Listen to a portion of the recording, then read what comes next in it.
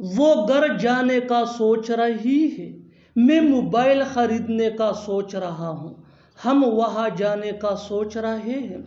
इन जुमलों में हम कह रहे हैं सोच रहा हूँ, सोच रही है या सोच रहे हैं। इसके लिए आपको यूज़ करना होगा इंग्लिश में थिंकिंग ऑफ। आइए कंप्लीट स्ट्रक्चर देखते हैं। सब्जेक्ट प्लस हेल्पिंग वर्ब, जिसको ऑक्सिलरी वर्ब भी कहा जाता है, ये टेंस या सब्जेक्ट के मुताबिक होगा, plus thinking of plus verb plus I N G plus other words. अच्छी तरह समझने के लिए कुछ मिसालें देखते हैं। वो घर जाने का सोच रही है, she is thinking of going home, she is thinking of going home. मैं मोबाइल खरीदने का सोच रहा हूँ, I am thinking of buying a mobile, I am thinking of buying a mobile. हम वहाँ जाने का सोच रहे हैं, we are thinking of going there, we are thinking of going there. बिल्कुल फार्मूले को हम स्टेप बाय स्टेप फॉलो कर रहे हैं। आप भी इस फार्मूले के बेस पे सीख सकते हैं, बना सकते हैं ऐसे हज़ारों जुमले अंग्रेजी जुबान में आसानी से।